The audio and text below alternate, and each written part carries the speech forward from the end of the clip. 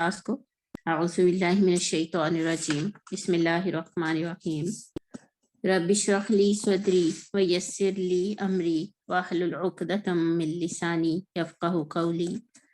वजअलनी वज़ीरम मिन अहली हारून अखी उश्दुद बिही अज़री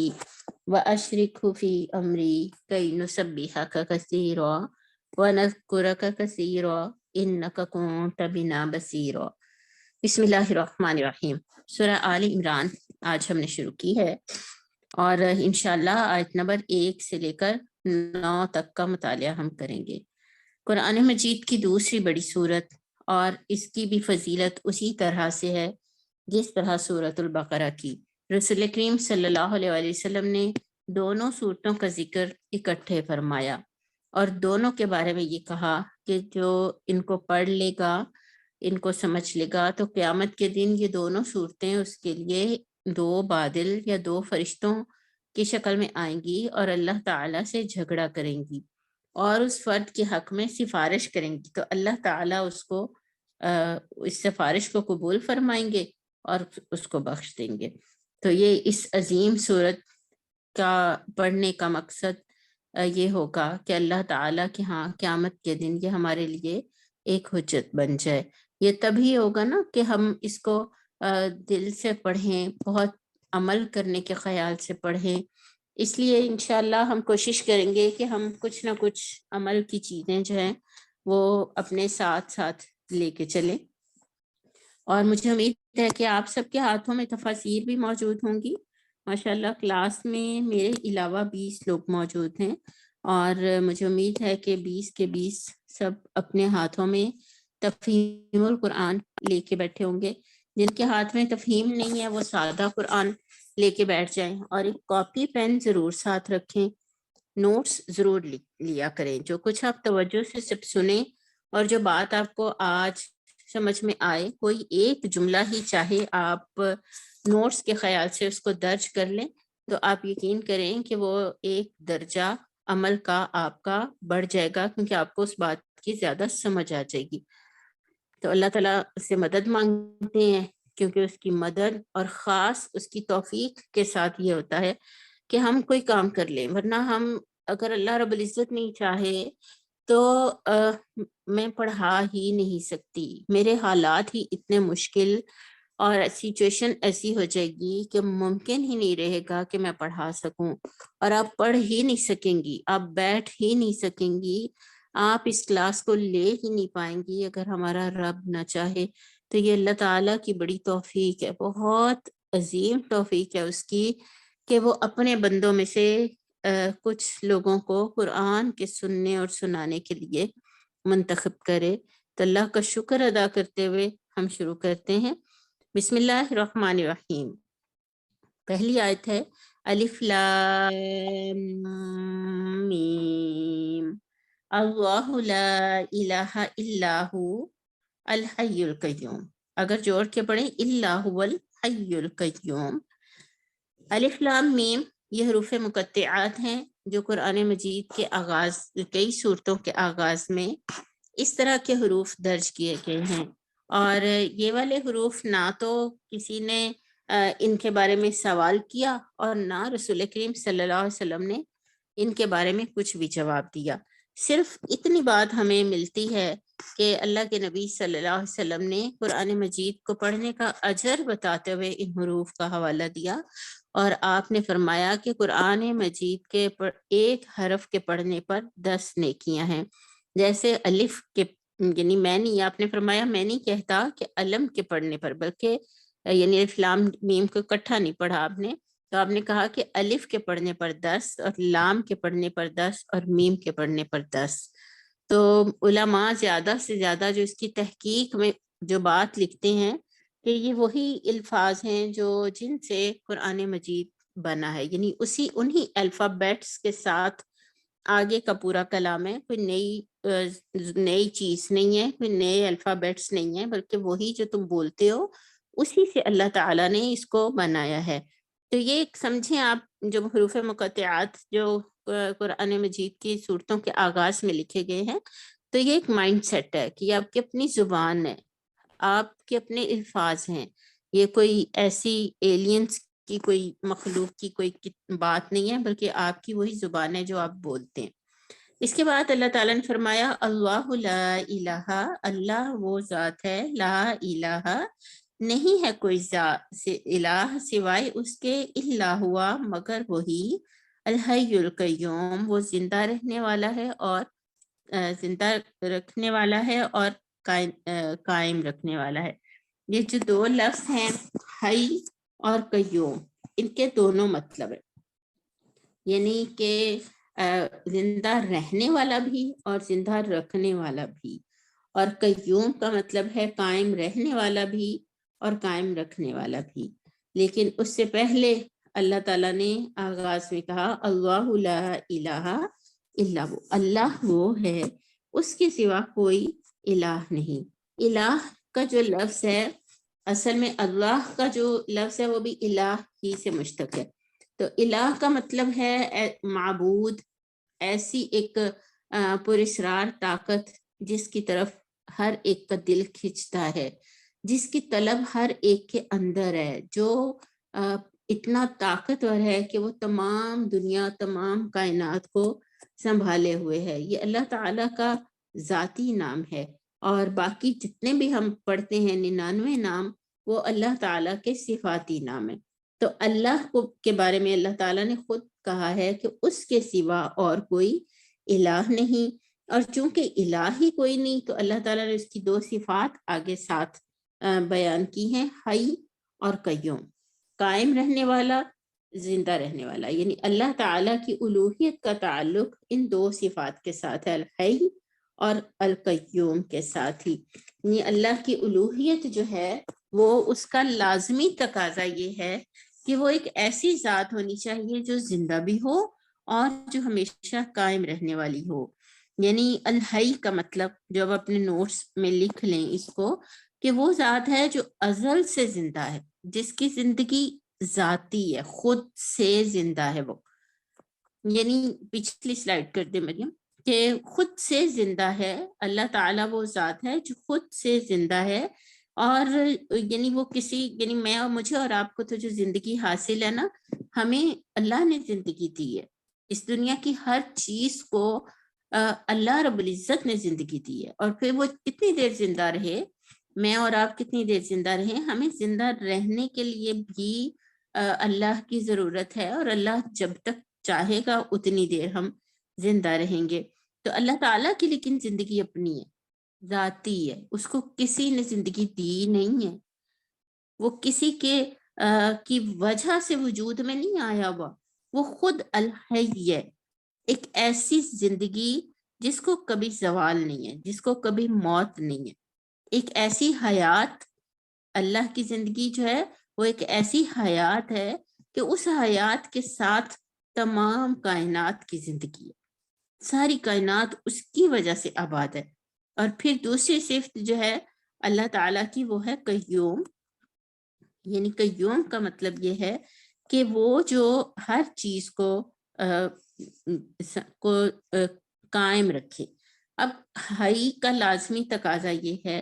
کہ وہ اس کائنات کو مینج کرنے والا اور سنبھالنے والا ہے۔ اتنی قیومیت ہم اس سے لفظ لے لیتے ہیں، حی سے قیوم سے قیومیت کو سمجھیں آپ، کہ وہ ذات جس نے زندگی بخشی ہے، زندگی کے سب پورا سامان اسی نے دیا ہے، زمین بنائی اور زمین کو سب ضرورتیں اس کے اندر میری اور آپ کی رکھ دی، پھر اس نے اسی کے اوپر اکتفا نہیں کیا، بلکہ اس نے اس زمین کے اوپر صرف ہمارے کھانے پینے رہنے بسنے کا نہیں، بلکہ ہر حص، لائک اب دیکھیں ہمارے اندر ایک حص ہے کہ ہمیں خوبصورتی اچھی لگتی ہے نا، تو زمین کے اوپر اللہ تعالیٰ نے ایک حسن اور ایک، آپ دیکھیں آسمان کی طرف نظر دوڑائیں تو آپ کو فیسینیٹ کرے گا، آپ ایسے کھو جائیں گے آسمان کی طرف کہ اگر آپ کے پاس فرصت ہو اور آپ کہیں کھلے میدان میں چھت میں بیٹھے ہیں جہاں آسمان ایک وسیع کناروں کے ساتھ نظر آ رہا ہے، تو وہ ایک ایسا حسین نظارہ ہوگا کہ آپ گھنٹوں آسمان کو دیکھ سکتی ہیں۔ پانی کیسے بہایا، پہاڑ ہیں، درخت ہیں، جنگلات ہیں، اور ان سب کو حیات دی، پھر حیات دینے کے بعد ان کو قائم رکھا۔ اللہ تعالیٰ وہ ہے جس نے اگر زمین کا نظام پہ پانی کی سرکولیشن کا بندوبست بنایا تو وہ پانی کیسے پورے اس کے اندر زمین کے اندر جو ہے وہ یعنی کوئی آبشاریں ہیں، کوئی کہیں وہ دریاؤں کی صورت میں،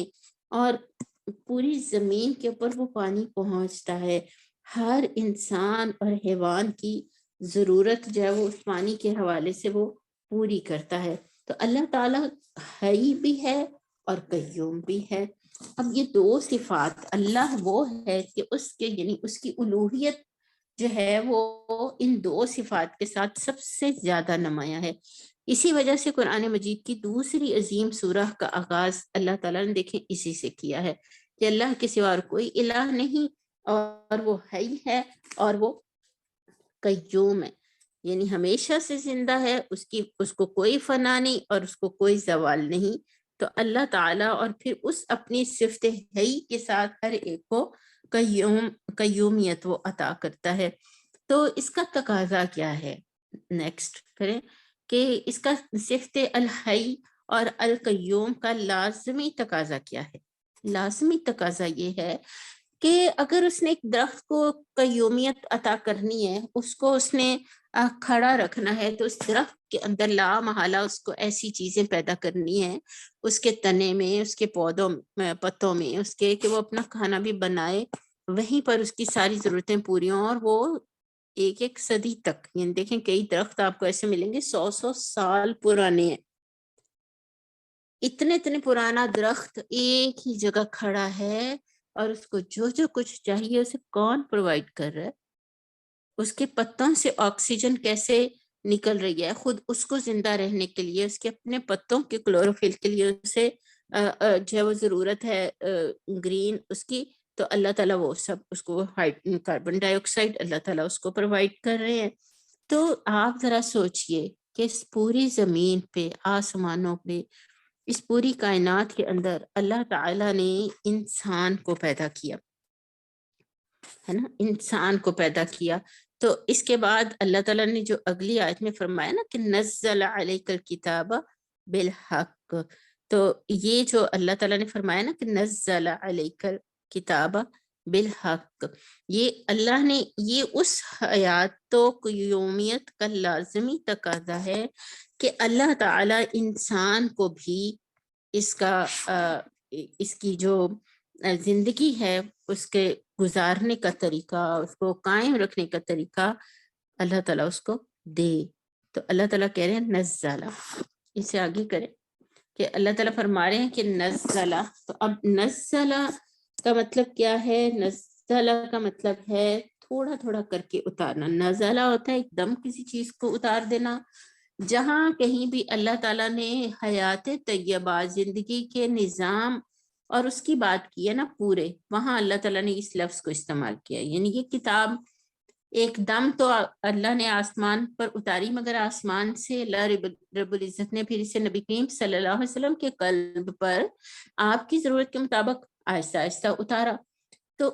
اللہ نے یہ کتاب اتاری، الکتاب جو ہے نا، الکتاب یہ وہ چیز ہے، یہ وہ فرقان ہے، یہ وہ رحمان کی طرف سے عظیم تحفہ ہے انسان کے لیے، کہ انسان اس دنیا کے اندر اب اپنی زندگی کو کیسے جیے گا اور کیسے قائم رکھے گا۔ یہ الحی اور القیوم کے ساتھ اگلی آیت کا جو تعلق ہے وہ یہ ہے۔ اور بالحق، حق کا کیا مطلب ہے؟ حق کی ایک ڈیفینیشن نیکسٹ کریں تو حق کی ایک ڈیفینیشن جو ہے وہ اللہ تعالیٰ امام راغب اصفہانی نے اس کو اپنی کتاب مفردات القرآن میں لکھا ہے کہ الحق للفعل والقول، کہ حق کا جو لفظ ہے نا فعل اور قول کے لیے استعمال ہوا ہے، الواقع یا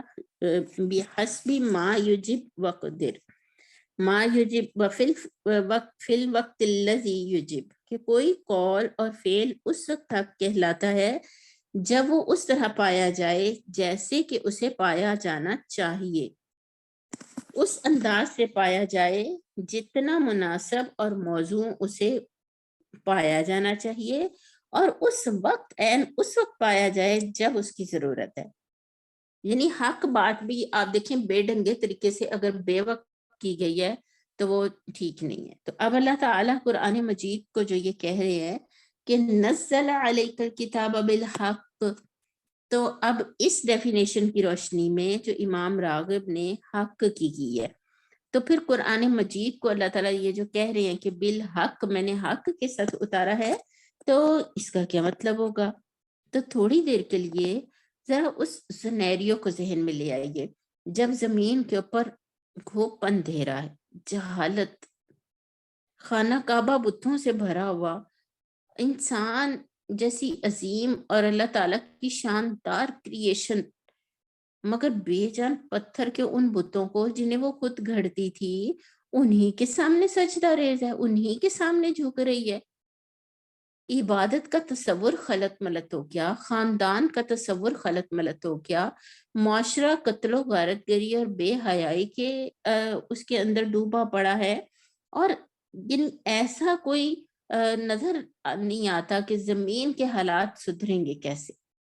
این اس وقت جبکہ اس بات کی ضرورت تھی، جبکہ زمین ڈیمانڈ کر رہی تھی کہ کوئی ایسی رہنمائی آئے، کوئی ایسا رہنما آئے کہ وہ انسانوں کو آ کے بتائے کہ ان کی زندگی کا صحیح راستہ کیا ہے. دیکھیں اللہ کے رسول صلی اللہ علیہ وسلم کیوں چاہتے تھے غار ہرا؟ یہ نزل علیک بالحق کو آپ نے اس ڈیفینیشن کی روشنی میں سمجھنا ہے کہ این جب اللہ کے رسول صلی اللہ علیہ وسلم دن رات اللہ کے سامنے جا کے وہاں گڑ گڑاتے تھے، روتے تھے. آپ کوئی خود کسی گمراہی کے راستے پر تو نہیں تھے اس وقت، آپ پہلے بھی گمراہ نہیں تھے. رسول کریم صلی اللہ علیہ وسلم نے تو خود پہلے بھی کبھی شراب نہیں پی تھی. آپ صلی اللہ علیہ وسلم نے تو پہلے بھی کبھی کسی بت کے سامنے سجدہ نہیں کیا تھا. پھر آپ کیا مانگتے تھے اللہ تعالیٰ سے جا کے غار ہرا میں؟ اور پھر کیا ہوا کہ جب پہلی وحی غار ہرا میں اتر آئی، آسمان سے اس حق کے نزول کا دروازہ کھل گیا، اس الکتاب کے نزول کا دروازہ کھل گیا، تو پھر کیا بات تھی کہ رسول کریم صلی اللہ علیہ وسلم دوبارہ تو غار ہرا نہیں گئے کبھی؟ پھر تو مکہ کی گلیاں تھیں، لوگوں کے دروازے تھے، مکہ کے بازار تھے، اور آپ صلی اللہ علیہ وسلم کی تڑپ تھی، آپ کے آنسو تھے، آپ کے رونے تھے. کون سا ایسا فرد ہوگا مکہ کا کہ وہ یہ کہہ سکے کہ اللہ کے رسول اس کے پاس نہیں آئے تھے؟ کوئی قافلہ، سخت بارش ہے، سرد موسم ہے، اور عکاظ کے میلے میں کوئی نیا قافلہ آ کے ٹھہرا ہے، تو آپ صلی اللہ علیہ وسلم بخار کی حالت میں بھی رات 12 بجے 1 بجے بھی اٹھ کے تو اس قافلے کو چل پڑتے تھے.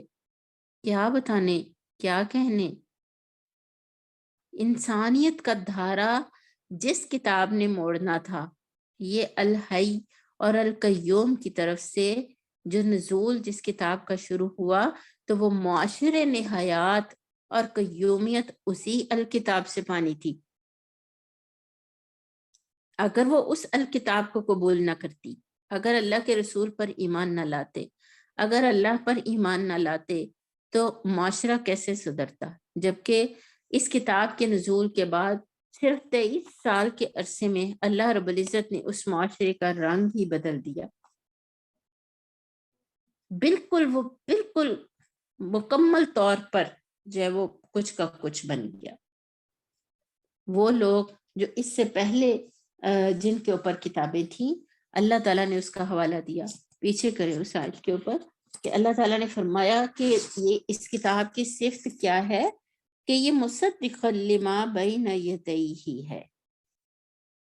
کس کی یہ مصدق ہے؟ وَأَنزَلَ التَّوْرَاةَ وَالْإِنجِيلَ، اور اتاری اس نے. دیکھیں یہاں نزلہ کا لفظ نہیں آیا، اب وَأَنزَلَ کا لفظ آیا، اور اتاری اس نے تورات اور انجیل. تو قرآن مجید جو حق لے کر آیا تو اس کی بہت بڑی صفت یہ ہے کہ وہ مصدق تھا. اب یہ مصدق کیسے تھا؟ اگر یہ اسی تورات اور انجیل کا مصدق تھا، یعنی وہ اسے سچا کہنے والا، آگے کرو ترجمے پر، کہ وہ اس کو سچا کہنے والا، تصدیق کرنے والا، تفعیل ان کے وزن پر ہے، یہ تصدیق ان کے وزن پر کہ اسے سچا کہنے والا تھا. اور نزلہ اس نے اتارا، یہ اس کا ترجمہ میں کر چکی ہوں کہ اس نے اتارا. تو مصدقن کا مطلب ہے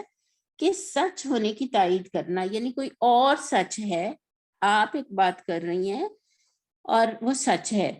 تو میں اس کی تائید کر دوں کہ آپ سچ بول رہی ہیں، تو یہ مصدق ہوگا. اور صداقت، ثبوت، سچ ماننے والا، سچ کہنے والا. صاد، دال اور قاف اس کا روٹ ورڈ ہے. تو اچھا، اب یہ تورات اور انجیل کا مصدق کیسے تھا؟ قرآن مجید نے ان کی تصدیق کیسے کی؟ تو بعض اہل علم نے اس کا مطلب یہ لیا ہے کہ پہلی کتابوں نے اپنی پیش گوئیوں میں حضرت صلی اللہ علیہ وسلم کی متعدد صفات بیان کی ہیں کہ وہ آخری نبی آئے گا تو وہ ایسی اور ایسی صفات ہوں گی اس میں. اور آپ صلی اللہ علیہ وسلم کا ذکر بھی کیا، آپ کے وطن کا اور آپ کے جہاں آپ نے ہجرت کر کے جانی تھی، آپ کے صحابہ کا، آپ کے فتح مکہ کا. اور یہ تک ان کتابوں کے اندر آتا ہے کہ جو کتاب اترے گی وہ کس جامعیت کی ہوگی اور وہ کیسی باتیں ہوں گی جو اس کتاب کے اندر ہوں گی اور وہ کیسی تعلیمات لے کر آئیں گی. چنانچہ جب نبی کریم صلی اللہ علیہ وسلم آئے تو وہ بالکل عین اس کے مطابق آئے. وہ ساری پیش گوئیاں جو تھیں وہ سچ ثابت ہو گئی. تو ایک تو اس کا یہ مطلب ہے کہ مصدق یعنی اللہ تعالیٰ کی طرف سے جتنی باتیں پہلے سے اس کتاب، اس نبی کے حوالے سے موجود تھیں، اس قرآن مجید نے آ کے ان جو پیش گوئیاں تھیں ان کی تصدیق کر دی. لیکن مولانا مودودی نے جو اس کے حاشیے میں لکھا ہے تورات اور انجیل سے مراد کیا ہے، تو یہ سارا حاشیہ تو ہم نہیں پڑھیں گے، سارا حاشیہ ہم نہیں پڑھیں گے. مجھے حاشیہ ہے آپ نے کمپوز کیا ہوا تو وہ لے آئیں آپ. تورات اور انجیل سے کیا مراد ہے اور یہ کیا چیز ہے. تو مولانا مودودی نے جو اس کے حوالے سے لکھا ہے وہ دلچسپ ہے. اچھا، آپ کے کرنے کا کام یہ ہے کہ آپ نے گوگل کرنا ہے تورات کو اور انجیل کو، اور اگر آپ کو اس حوالے سے کچھ ملے تو آپ نے اس کو شیئر کرنا ہے. اس کے اندر آپ نے گروپ کے اندر آپ نے اس کو شیئر کرنا ہے. اور آپ نے کرنے کا تدبر کا یہ کام ہے کہ آپ نے یہ غور کرنا ہے کہ اللہ کی ذات وہ ہے جو ہے ہی ہے اور قیوم ہے. تو اگر مجھے بھی زندگی اسی نے دی ہے تو مجھے قائم بھی اسی نے رکھنا ہے. اس قیوم کی ذات سے ساتھ وابستہ ہو کر ہی میں بھی قیومیت کو پا سکتی ہوں. اور پھر اگلا کرنے کا کام یہ ہے کہ آپ نے قرآن مجید پر اپنے ایمان کا جائزہ لینا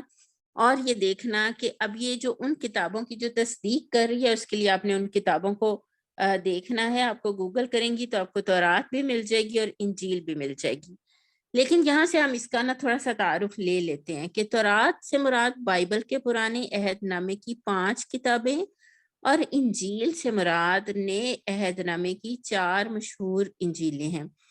اس لیے یہ الجھن واقعی پیش آتی ہے کہ کیا یہ فی الواقع کلام الہی ہے اور کیا قرآن مجید ان ساری باتوں کی تصدیق کرتا ہے. تو غور کرنے کی بات یہ ہے دراصل میری بہت عزیز طالبات قرآن کہ تورات سے مراد، ویسے تو جب قرآن کہہ رہا ہے کہ مصدقا لما بین یدیہ، اور یدیہ میں کیا ہے تورات اور انجیل، تو وہ کون سی تورات مراد لے رہا ہے؟ وہ والی تورات جو اب لوگوں کے درمیان، لوگوں کے ہاتھوں میں ہے. وہ انجیل جس کی 4 جلدیں ہیں جنہیں اناجیل اربعہ کہا جاتا ہے. تو دیکھیں تورات سے جب قرآن بات کرتا ہے نا تو قرآن ریفرنس میں اس تورات کا ذکر کرتا ہے جسے اللہ تعالیٰ نے موسیٰ علیہ السلام پر نازل کیا تھا اور تختیوں کی صورت میں موسیٰ علیہ السلام کو دی تھی. اب یہ وہ تختیاں ہیں،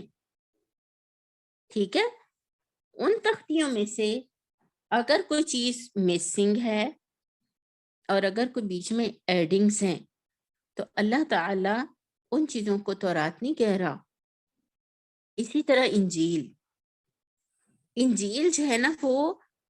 اگر اب آپ ڈھونڈنے لگیں تو اب آپ اگر ڈاؤن لوڈ کریں تو وہ ساری کی ساری انجیل اللہ کا کلام نہیں ہے. یا تسلی سے اس کا حاشیہ پڑھ لیجئے گا، آپ کے پاس تفہیم موجود ہے. تو میں حاصل آپ کے سامنے رکھ رہی ہوں کہ تمام جو انجیل ہے اس یہ یوں آپ سمجھیے کہ اگر آپ کے ہاتھ میں تفسیر ہے نا تو اوپر قرآن مجید ہے، نیچے ایک لائن کے ساتھ ڈویژن کی گئی ہے اور نیچے ترجمہ علیحدہ ہے، پھر ایک لائن کے ساتھ ڈویژن کی گئی ہے اور تفسیر علیحدہ ہے۔ ساری قرآن مجید کی جتنی آپ تفاسیر اٹھا کے دیکھیں نا تو ایسے ہی ہے، لیکن جو تورات اور انجیل ہے نا ان میں یہ بیچ میں جو لائنیں ہیں نا یہ ختم کر دی گئی، اور کہاں قرآن مجید کی آیت تورات کی آیت شروع ہو رہی ہے، کہاں پہ اس کا ترجمہ ہے، کہاں پہ بیچ میں موسیٰ علیہ السلام کی بات ہے یا کوئی عیسیٰ علیہ السلام کا قول ہے یا ان کی بات ہے، وہ سارا کچھ بیچ میں مکس ہو گیا۔ ٹھیک ہے، تو اس لیے مولانا نے جو ہسٹری لکھی ہے نا، مولانا اس میں لکھ رہے ہیں کہ بیت المقدس کی پہلی تباہی تک جو یہ کتاب ہے یہ محفوظ تھی، اور ایک کاپی جو بنی لاوی کے حوالے کی گئی تھی پتھر کے لوحوں سمیت عہد کے صندوق میں رکھ دی گئی تھی، اور بنی اسرائیل اسی کو تورات کے نام سے جانتے ہیں، لیکن اس سے ان کی غفلت اس حد تک پہنچ چکی تھی کہ یہودیہ کے بعد یوسیہ کے عہد میں جب ہیکل سلیمانی کی مرمت ہوئی تو اتفاق سے سردار کاہن یعنی ہیکل کے سجادہ نشین اور قوم کے سب سے بڑے پیشوا خلقیہ کو ایک جگہ تورات لکھی ہوئی مل گئی، اور اس نے ایک بڑے عجوبے کی طرح اس کو شاہی منشی کو دیا، اور شاہی منشی نے اس کو بڑی ایک عجوبے کی طرح جا کر بادشاہ وقت کو پیش کی۔ تو یہ دیکھیں آپ، یعنی یہ اتنی وہ چیز غائب ہو چکی تھی، چیز ادھر ادھر ہو چکی تھی کہ اس کو اب دوبارہ سے لوگوں کے سامنے لانا کتنا ان کے لیے ایک عجیب سی بات تھی، اور یہی وجہ ہے کہ بعد میں یہ یعنی تاریخ کے ان ادوار میں سے گزرتے ہوئے یہ تقریباً 17 کتابوں پر مشتمل ایک کتاب بن گئی۔ تو وہ یہ کیسے بن گئی نا، اب ہم کہتے ہیں نا کہ یہ 6 جلدیں ہیں تفسیر کی، تفسیر القرآن کی 4 جلدیں ہیں، مگر قرآن مجید کی اپنی تو ایک ہی جلد ہے نا، ایک جلد میں پورا قرآن مجید موجود ہوتا ہے۔ تو اصل میں یہ انہوں نے کیا نا، انہوں نے اس کو بیچ میں وہ سارا کچھ مکس کر دیا، اور اب جو ہے وہ اب آپ کو کہیں پہ کوئی، تو اب جب قرآن کہتا ہے مصدقا لما بین یدیہ کہ تصدیق کرتا ہے اس کی جو ان کے ہاتھوں میں ہے، تو وہ تصدیق انہی الفاظ کی کرے گا جو اللہ نے اتارے ہیں، ٹھیک ہے، بعد میں کوئی جو کچھ شامل کیا گیا ہے اللہ تعالیٰ اسے تورات نہیں کہہ رہے، اللہ تعالیٰ اسے انجیل نہیں کہہ رہے۔ تو اگر تو آپ قرآن کو بہت زیادہ پڑھیں نا تو آپ کو اس کے بھی وہ پتہ چل جائے گا اس کے مزاج کا کہ یہ چیز جو ہے یہ قرآن مجید کے مطابق ہے یا نہیں۔ نیکسٹ آیت پہ آ جائیں، من قبل ھدی للناس، تو وہ جو تورات اور انجیل ہیں وہ اس سے پہلے ہدایت ہیں لوگوں کے لیے، وَأَنزَلَ الْفُرْقَانَ، اور اللہ نے فرقان نازل کی، یہ اللہ ہدایت ہے لوگوں کے لیے، ہدایت یعنی اگر اس سے پہلے بھی جب جس قوم کے اندر اللہ نے تورات اتاری، جس قوم کے اندر اللہ تعالیٰ نے انجیل اتاری، تو وہ یہ ان کے لیے اس کی حیثیت ایسی ہی تھی جیسی نبی صلی اللہ علیہ وسلم کی امت کے لیے قرآن مجید کی حیثیت، ان کے لیے اس کتاب کے اوپر ایمان لانا اصل میں ایمان لانا تھا، اس کتاب کو جو ہے وہ اس کو نافذ کرنا، اس کی حفاظت کرنا، اسے لے کے چلنا، اور ان کے لیے اس زمانے کے حالات کے لحاظ سے ہی وہی کتاب فرقان تھی، وہی کتاب تھی جو حق اور باطل کے درمیان فرق کرتی تھی اور ان کو سمجھاتی تھی۔ اصل میں تورات جو ہے وہ عبرانی زبان میں شریعت کو کہتے ہیں، یعنی وہ جو اس کو شریعت دی گئی تھی نا، تو جو موسیٰ علیہ السلام پر اتری تھی، تو چونکہ تورات کی شریعت میں قصاص پر زور دیا گیا ہے، اور تورات حضرت موسیٰ علیہ السلام کی بعثت سے لے کر ان کے وفات کے 40 سال بعد تک کے واقعات کی کتاب ہے، اور انجیل عبرانی زبان میں انجیل جو ہے وہ خوشخبری کو کہتے ہیں، یہ آسمانی کتاب حضرت عیسیٰ علیہ السلام پر نازل کی گئی، اور انجیل حضرت عیسیٰ علیہ السلام کے آخری 2.5 سال کے خطبات پر بھی مشتمل ہے، اور ان کی جو تعلیمات تھیں اس میں وہ عفو درگزر کے اوپر بہت زور دیتے تھے اس لیے انجیل کو اگر آپ پڑھیں نا تو وہ اس کے اندر آپ کو یہ چیزیں نظر آتی ہیں. تو اللہ تعالیٰ نے یہ اس زمانے کے لوگوں کے لیے یہی فرقان تھا. تو فرقان یعنی حق اور باطل میں فرق کر دینے والا، جدا جدا کر دینے والا. تو اللہ تعالیٰ کہتے ہیں ان الذین کفروا، الفرقان کا مطلب دیکھ لیں، یہ پھاڑنا، الگ الگ کر کے جدا کر دینا، فرق، امتیاز. مراد ہے وہ نور.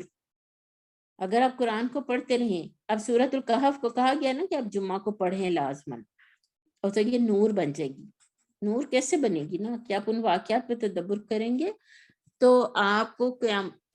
اس دن ہونے والے، اس ہفتے میں ہونے والے ان واقعات کی رہنمائی وہاں سے مل جائے گی، اور آپ کو حق اور باطل کا فرق الگ الگ سمجھ میں آ جائے گا. تو مراد وہ نور ہے جو حق کو باطل سے الگ کر دے. قرآن دلیل حجت ہے، مصدر ہے، اور باب ناصر اور ضربہ دونوں سے یہ اس کا ملتا ہے. انتقام کا مطلب ہے انتقام لینا، بدلہ لینا، سزا دینا، غلبہ پانا. اور عزیز کا مطلب ہے غالب، غلبے کی وجہ سے عزت، اقتدار، قابل عزت، درست، زور آور، طاقتور. اللہ تعالیٰ کا یہ صفاتی نام ہے. تو اللہ تعالیٰ کہہ رہے ہیں واللہ عزیز ان الذین کفروا بآیات اللہ، بے شک وہ لوگ جنہوں نے ہمارے اللہ کی آیات کا کفر کیا، لہم عذاب شدید، ان کے لیے بہت سخت عذاب ہے. واللہ عزیز ذو انتقام، اور اللہ تعالیٰ تو غالب، انتقام لینے والا ہے. ان اللہ لا یخفا، دیکھیں اللہ کی آیتوں کا کفر جیسے ان قوموں کے لیے تھا، تو اب قرآن مجید کو نہ ماننے والوں کے لیے بھی اسی طرح عذاب شدید ہے. اور اللہ تعالیٰ بہت غالب ہستی ہے، وہ جو چاہتا ہے وہ کرتا ہے. ان اللہ لا یخفا علیہ شیء فی الارض ولا فی السماء، وہی ذات ہے، نہیں چھپی ہوئی کوئی بھی چیز اس سے، نہ زمینوں میں اور نہ آسمانوں میں. هو الذی یصورکم فی الارحام، وہی ذات ہے جو تصویریں بناتا ہے تمہاری رحموں میں، کیف یشاء، جیسی چاہتا ہے. لا الہ الا هو العزیز الحکیم، اس کے سوا اور کوئی الہ نہیں، اور وہ غالب اور حکمت والا ہے. اللہ تعالیٰ کی یہ اس جو فرقان اس نے اتارا ہے، تو یہ اس کے اوپر اللہ تعالیٰ نے یہ دلیل دی ہے کہ وہی ذات ہے جو تمہارے رحموں میں تمہاری تصویریں بناتا ہے. یہ ایک ایسی بات کا حوالہ اللہ تعالیٰ نے دیا ہے نا. رحم جو ہے وہ ویسے عورت کے رحم کو کہا گیا نا یہاں پہ اس سے مراد، تو اسی لیے اسی رحم سے مراد جو ہے وہ سب ہمارے نزدیکی رشتے، قرابت کے جتنے رشتے ہیں، یہ اس سے مراد یہ ہیں. لیکن رحم کے اندر جب بچہ ہوتا ہے ماں کے پیٹ میں، تو اب وہاں پہ اس کی صورت کیسی بنے، کس جیسا ناک نقشہ ہو، کس جیسا وہ بچہ ہو، یہ کون اس کو جان سکتا ہے. تو اللہ تعالیٰ نے اتنی اس قدرت کاملہ کا اظہار کیا ہے جس کو ہر انسان قریب سے جانتا ہے کہ اللہ ہی ذات ہے. جب وہ حی ہے، جب وہ قیوم ہے، جب وہی حی اور قیوم ہے، تو پھر اس کتاب کو اتارنا جس طرح اس نے تورات اور انجیل دی پہلے،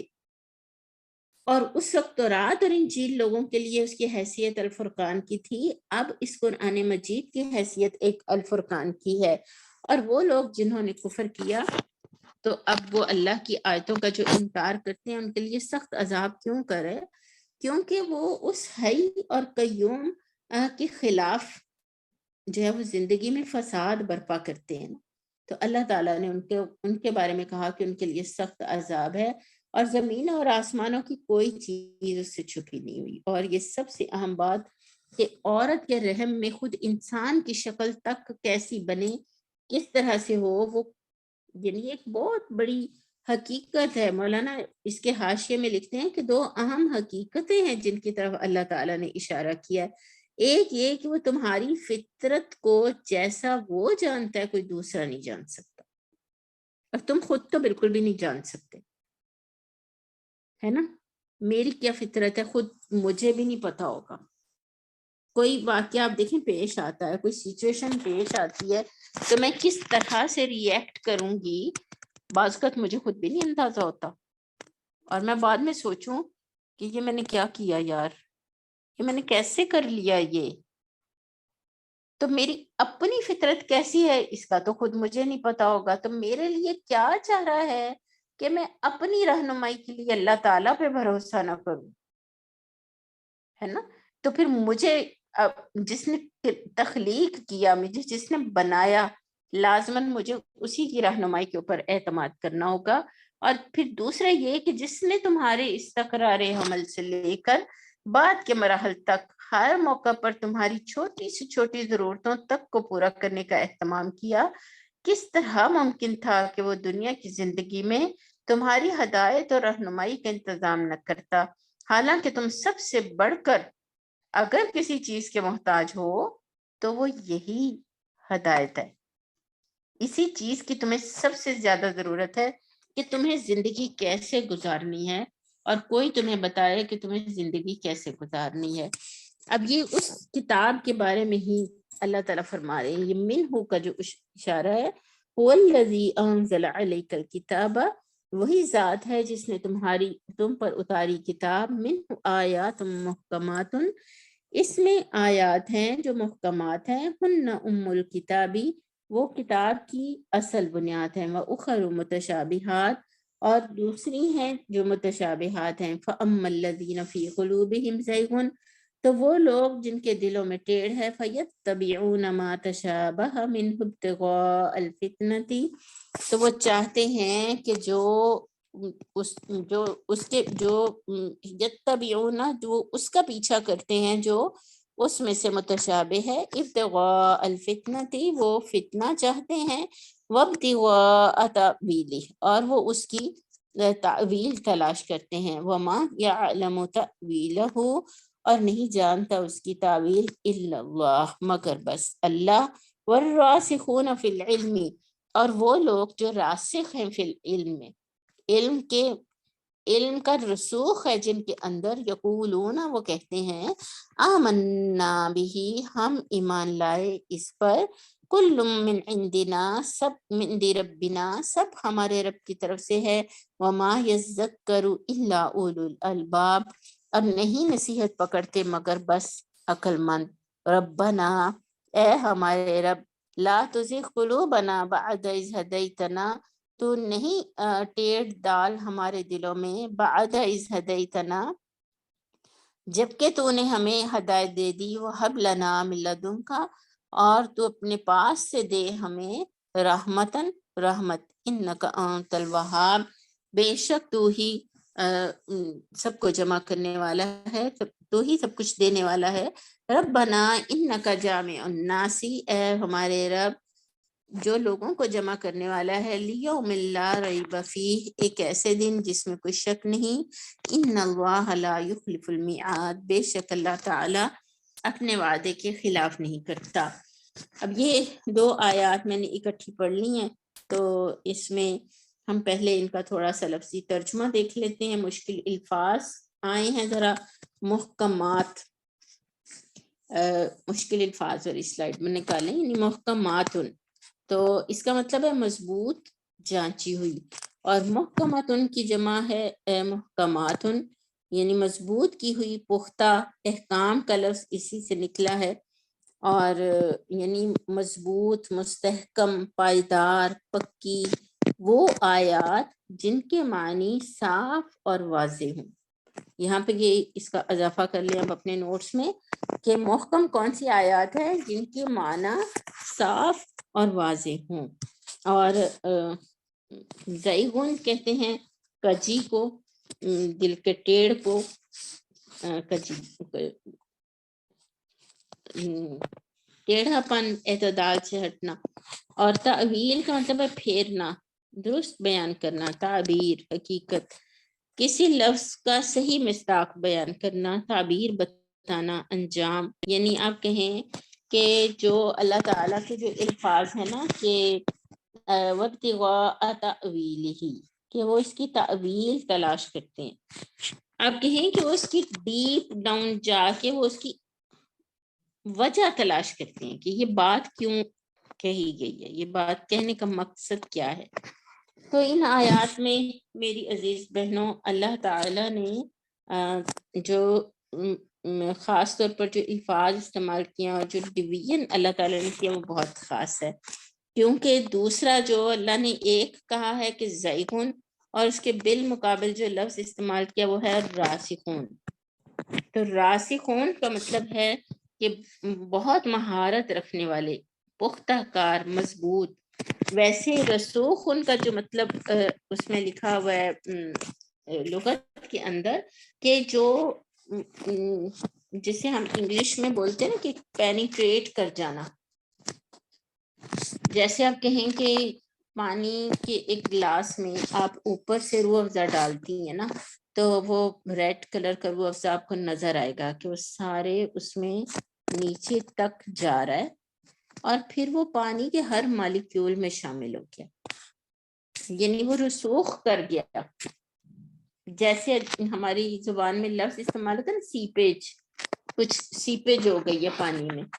پانی کی دیوار میں، تو وہ تھوڑا تھوڑا تھوڑا تھوڑا پانی دیوار میں جاتا رہتا ہے اور وہ پوری دیوار کے اندر وہ پانی جو ہے وہ چلا گیا، یہ رسوخ سے ہے۔ تو اب آپ سوچئے کہ الراسخون کون ہوں گے؟ جو فی العلم میں، علم ان کی قلب و جاں کا، ان کی سوچ اور ان کے فکر کا پکا حصہ بن چکا ہے۔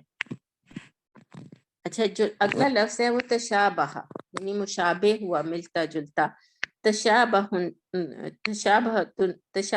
سے ہے ماضی جمع، ماضی واحد غائب مذکر ہے یہ لفظ، اور یہ لفظ تھے جو ابھی ہم نے دیکھے۔ اور آیات، اب ہم دیکھتے ہیں کہ آیات محکمات کون سی ہیں، کیونکہ یہ وہ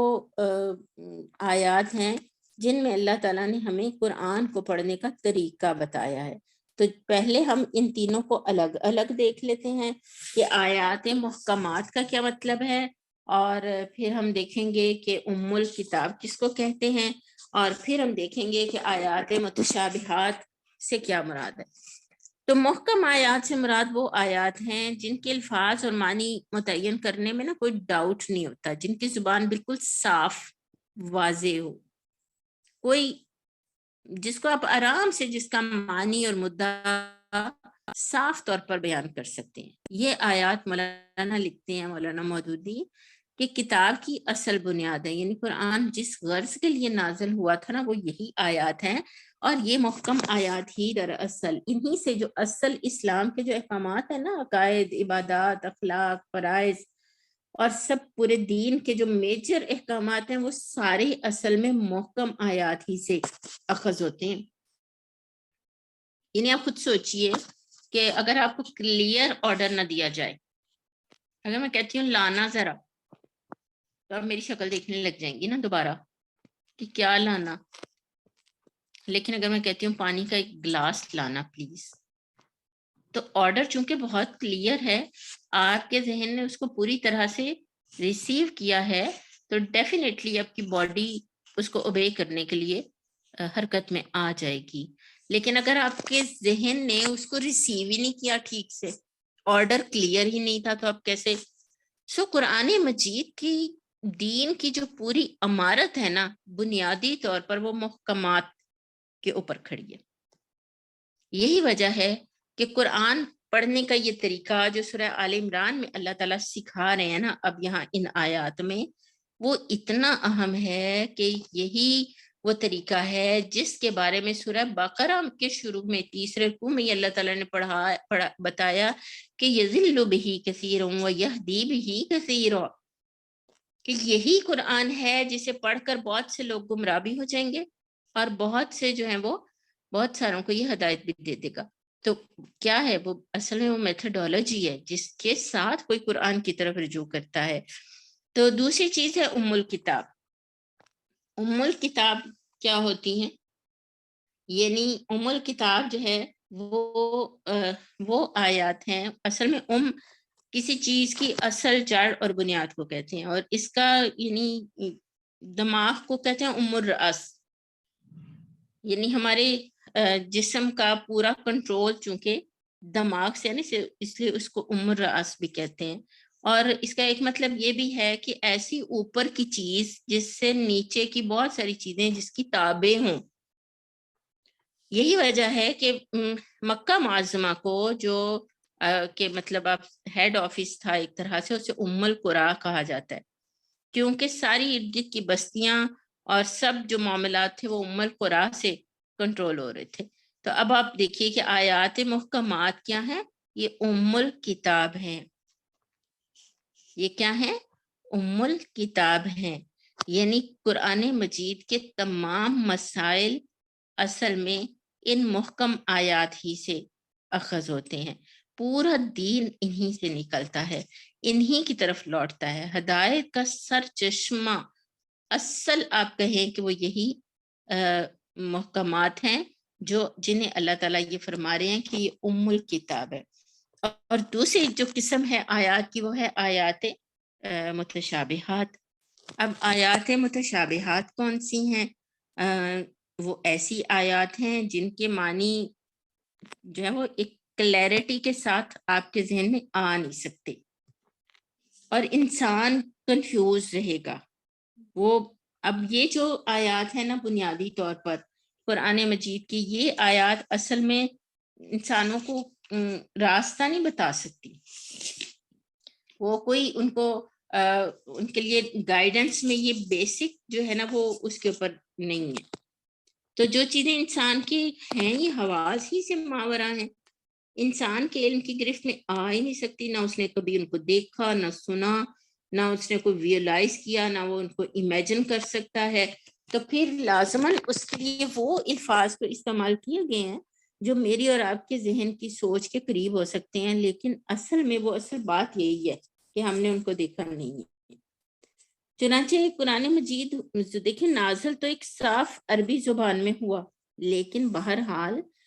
کچھ انفارمیشن ایسی ہے، کچھ بات ایسی ہے کہ اس کے لیے جب قرآن مجید بات کرتا ہے تو وہ ہماری عقل کے قریب ترین اس دنیا کی کسی مثال کے ساتھ وہ بات کرے گا، لیکن اصل جو ہے وہ ہماری عقل اور ہماری سمجھ۔ دیکھیں میں آپ کو ایک مثال دیتی ہوں، سورہ مدثر میں اللہ تعالیٰ نے ایک آیت ہے، اللہ تعالیٰ نے فرمایا سَأُصْلِيهِ سَقَرَ وَمَا أَدْرَاكَ مَا سَقَرَ۔ اب دیکھیں اللہ تعالیٰ کہہ رہے ہیں کہ میں اس کو دوزخ میں داخل کروں گا، ما ادراک ما سقر، اور تمہیں کیا پتا وہ سقر کیا ہے۔ اب انسان امیجن بھی کرے نا تو وہ دوزخ کا تصور نہیں کر سکتا، لیکن اللہ رب العزت نے اس کی جو انسانی طبیعت کے قریب جو چیز سمجھ میں آ سکتی ہے وہ بیان کی ہے۔ تو کہا لا تبکی ولا تذر، کہ وہ نہ جو ہے وہ باقی رکھے گی اور نہ چھوڑے گی، یعنی نہ انسان زندہ رہ سکے گا نہ اس کو موت ہی آئے گی۔ لواحۃ للبشر، اور وہ کیا کرے گی، وہ اس کی جلد جو کھال ہے وہ اسے خراب کر دے گی۔ علیہا تسعۃ عشر، اور اس کے اوپر 19 جو ہے وہ گارڈ مقرر ہے، 19 فرشتے مقرر ہیں۔ تو اب دیکھیں لوگوں نے اس کا مذاق اڑانا شروع کر دیا، انہوں نے کہا لو جی چلو صرف 19 تم اس کو لے لینا، 4 تم دیکھ لینا، 5 میں دیکھ لوں گا، تو ہم جو ہے نا وہ سنبھال لیں گے اس کو، ہم ان کو سنبھال لیں گے اس دوزخ کے فرشتوں کو۔ اور وہ ہمیں اس طرح سے وہ ایک تصویر بناتے تھے کہ ہمیں وہ دوزخ میں ڈال نہیں سکیں گے۔ تو اللہ تعالیٰ نے دیکھیں یہ اب وہ کیا 19 فرشتے کیا ہوں گے، کس طرح کے ہوں گے، یا اللہ تعالیٰ نے اپنے عرش کا ذکر کیا نا، تو اللہ نے کہا 8 فرشتے ہیں جو اس کے عرش کو اٹھائے ہوئے ہیں، مگر خود اللہ کی ذات کتنی بڑی ہے کہ قیامت کے دن وہ اپنے دائیں ہاتھ میں جو ہے وہ اس کو ڈالے گا زمین کو اور سورج کو، اور پھر اس کو وہ اللہ تعالیٰ ایسے اپنے ہاتھ میں لپیٹ لے گا جیسے کاغذ کا ٹیشو پیپر لپیٹا جاتا ہے۔ تو زمینوں آسمانوں کا تصور کریں، اللہ کی بڑائی کا تصور کریں، تو پھر یہ اللہ کے پھر عرش کا تصور کریں، اور تو پھر یہ سوچیں کہ وہ جو 8 فرشتے ہیں جنہوں نے اللہ کا عرش اٹھایا ہوا وہ ذات کتنی بڑے فرشتے ہوں گے، اور الحمدللہ، اور ان کی وہ کیسی ہوگی۔ چنانچہ میری عزیز بہت ہی پیاری طالبات، اللہ تعالیٰ نے آیات محکمات سے یہ بات تو واضح کر دی ہے کہ اللہ کی کائنات بہت بڑی ہے، اور تم جو زمین پہ رہنے والے ہو تمہیں اس ساری کا علم ہو نہیں سکتا تھا، اس لیے میں نے کتاب اتاری اور پھر میں نے اس میں بتا دیا کہ ہر عمل کا ایک نتیجہ ہے اور تمہیں آخرکار اللہ کے پاس آنا ہے، اس لیے عمل کو اس کتاب کے مطابق اتارو گے تو ہی بچ سکو گے، ورنہ وہ اللہ جو ہے وہ عزیز ہے اور ذو انتقام ہے۔ اس لیے کیا سکھایا اللہ تعالیٰ نے کہا، اب دوبارہ ذرا اس آیت مبارکہ کو دوبارہ دیکھ لیجئے کہ اللہ تعالیٰ فرما رہے ہیں کہ دیکھو یہ جو الکتاب ہے نا جو میں نے اتاری ہے، نزل بالحق جو ہے، تو اس کے ساتھ نا لوگوں کے دو طرح کے ایٹیچیوڈز ہیں۔ اب آپ نے عمل کا وہ اتارنا ہے، تو اب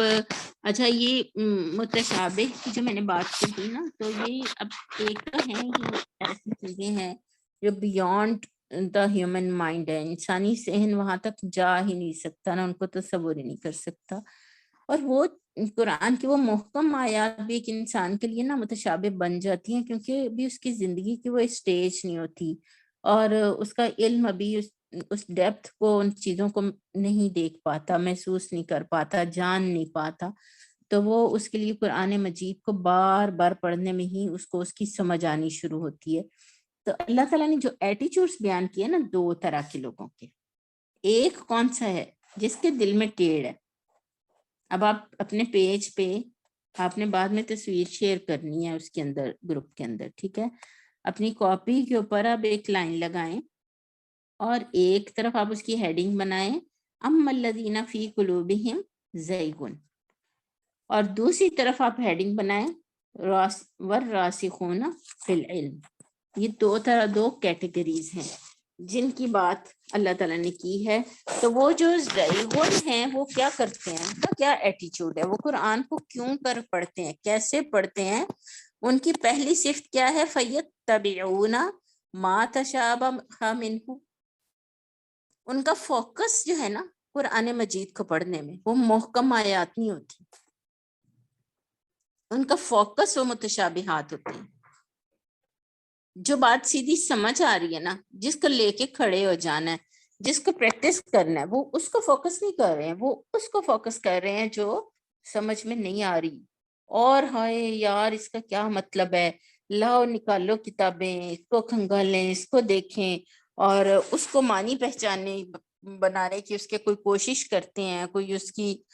ڈیپتھ ڈھونڈنے کی کوشش کرتے ہیں، جبکہ وہ تو ہیں ہی انسانی ذہن سے اوپر کی چیزیں ہیں۔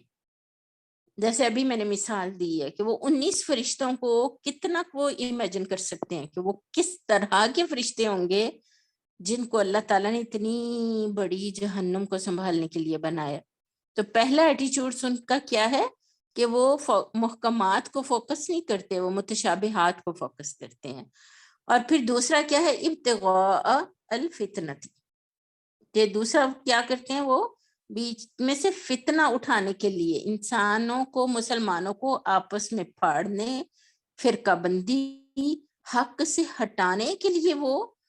قرآن کو چاہتے ہیں، قرآن کے آیات میں جو تحقیق کرتے ہیں، وہاں سے جو چیزیں اٹھانے کی فکر کرتے ہیں، وہ اصل میں فتنے کے لیے ہوتا ہے۔ اور تیسری چیز کیا ہے، ابتغاء تأویلی، وہ اس کی وجہ تلاش کرنے کی کوشش کرتے ہیں۔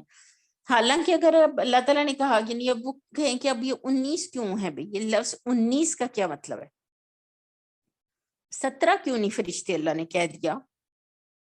کہ جہنم کے اوپر 17 فرشتے ہوں گے، تو اب یہ کیا طریقہ کار ہے کہ وہ اس کی تعویل تلاش کریں گے۔ تو حالانکہ اب اس بات کی میں اور آپ، کیا زمین و آسمان کی ساری مخلوقات بھی مل جائیں اور اس بات کی تعویل تلاش کرنے کی کوشش کریں کہ اللہ نے 19 فرشتے ہی کیوں مقرر کیے ہیں، تو وہ ڈھونڈ سکیں گے؟ حالانکہ اللہ تعالیٰ کہہ رہے ہیں وَمَا يَعْلَمُ تَأْوِيلَهُ إِلَّا اللَّهُ، اللہ کے سوا تو ان کی کوئی تعویل جانتا ہی نہیں ہے۔ یعنی 8 فرشتے کیوں ہیں، اللہ نے دوزخ کو کیسا بنایا، اللہ تعالیٰ نے جنت میں کیا کیا کچھ رکھا ہوگا،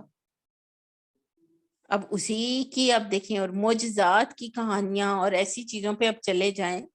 لیکن اللہ تعالیٰ کہتے ہیں کہ راسخون فی العلم کا ایٹیچیوڈ کیا ہے، اور کیا بننا ہے، مجھے اور آپ کو کس گروپ میں جانا ہے، بتائیں۔ دیکھیں اگر آپ کہیں گی نا کہ ہمیں تو راسخون فی العلم میں شامل ہونا ہے تو علم تو حاصل کرنا پڑے گا نا، پھر کم از کم 1 گھنٹہ قرآن پڑھنا پڑے گا نا، پھر روزانہ حدیث پڑھنی پڑے گی نا۔ آپ ایک دوائی پینی شروع کرتی ہیں، تو آپ کہتی ہیں کہ یہ دوائی جو ہے نا یہ میری کھانسی کا علاج ہے، شربت ہے اور کھانسی کا علاج ہے، تو آپ اس کو ڈاکٹر کہتا ہے ہر 4 گھنٹے بعد آپ اس کا 1 چمچ پی لیں۔ اب وہ ہر 4 گھنٹے بعد مسلسل وہ چمچ آپ کی باڈی میں جائے گا، آپ کے جسم کا، آپ کے بلڈ کا حصہ بنے گا، اور جہاں کہیں انفیکشن ہے اسے دور کرے گا اور آپ کو صحت دے گا۔ 1 چمچ پینے سے تو آپ ٹھیک نہیں ہو جائیں گی نا۔ راسخ جو ہوتا ہے، رسوخ جو فی العلم ہے، یہ 1 آدھ بار تو نہیں ہوگا، یہ تو بہت بار مسلسل۔ پھر وہ مراحل آتے ہیں کہ پھر وہ کیا کہتے ہیں، آمنا بھی۔ ان کا پہلا رویہ کیا ہے کہ وہ اس پر ایمان لے آتے ہیں، اور وہ کیا کہتے ہیں کہ یہ تو ہمارے رب کی طرف سے ہے۔ تو بس یہ سب ہمارے رب کی طرف سے ہے، اس لیے ہم مانیں گے۔ اور تیسری بات اللہ نے کیا کہی ہے، وَمَا يَذَّكَّرُ إِلَّا أُولُو الْأَلْبَابِ، کہ نصیحت تو بس عقل مند ہی لیں گے، یعنی ان کی عقل۔ الباب کا لفظ جو ہے نا وہ لب کی جمع ہے۔ اردو میں بھی آپ یہ لفظ استعمال کرتی ہوں گی جب آپ کہتی ہیں کہ اس بات کا لب لباب یہ ہے، اس کا نچوڑ یہ ہے، اس کا حاصل یہ ہے۔ تو عقل کا، ان کی عقل کا استعمال کیا ہے، وہ عقل کہاں لگاتے ہیں؟ وہ کپڑوں کی ڈیزائننگ پر، بازاروں کے بھاؤ اور ریٹس پر، اور ڈشوں کی ریسیپیز پر، اور میک اپ کے طریقہ کار پر، خوبصورت اور حسین اور سمارٹ بننے کے طریقہ کار پر۔ وہ اپنی عقل کو کہاں انویسٹ کرتے ہیں؟ سارا دن ان کے دماغ میں جو چیزیں پک رہی ہوتی ہیں، چل رہی ہوتی ہیں، وہ کیا ہوتے ہیں؟ وہ کھانے ہوتے ہیں، وہ ڈشوں کی تراکیب ہوتی ہیں، وہ کیا چیز ہوتی ہے نا، وہ آیات ہوتی ہیں جو اللہ کی طرف سے آئی ہوتی ہیں۔ وہ ان پہ سوچتے ہیں، وہ اپنی عقل کو اس کے ماتحت کرتے ہیں اور اس پر ایمان لاتے ہیں۔ تو یہ راسخون فی العلم کی اللہ تعالیٰ نے جو تعلیم دی ہے، چنانچہ اللہ تعالیٰ نے اسی لیے ان کو پھر آگے دعا بھی سکھائی۔ چوتھا ان کا کام کیا ہے کہ راسخون فی العلم کیا کرتے ہیں کہ وہ دعا مانگتے ہیں۔ وہ کہتے ہیں ربنا لا تزغ قلوبنا بعد اذ ہدیتنا وہب لنا، نیکسٹ کرنا مریم، انت بعد اذ ہدیتنا وہب لنا من لدنک رحمہ انک انت الوہاب۔ اب یہ دعا جو ہے کہ وہ دعا کرتے ہیں کہ اے ہمارے رب، ہمیں ہمارے دلوں میں کجی نہ ڈالنا ہدایت دینے کے بعد۔ یعنی ان کی جو دعا ہے کہ انسان کی جو عقل ہے اس کے اوپر خواہشات نفس کا غلبہ ہو جاتا ہے، ایجنٹ بن جاتی ہے عقل اس کی خواہش کی، اور ہوتا کیا ہے، آہستہ آہستہ جو اس کا دل ہے وہ مر جاتا ہے۔ یہ جو انسانی اندر جو انسان کے قلب و دماغ میں جو کشمکش ہوتی ہے نا، اصل میں جو انسان اس کشمکش میں ایمان اور یقین جو ہے وہ اس کو حاصل کر لے، اور ایمان اور یقین کے اوپر ہی اگر وہ قائم دائم رہے، تو اللہ تعالیٰ اس کے دل کو مضبوطی دے دیتے ہیں۔ پھر وہ اس ہدایت کو اللہ کی طرف سے سمجھتے ہوئے ایک سرمایہ سمجھتا ہے، اور اللہ کے آگے بیٹھ کے یہ دعا مانگتا ہے۔ تو یہ دعا دراصل اپنی بالکل نفی ہے،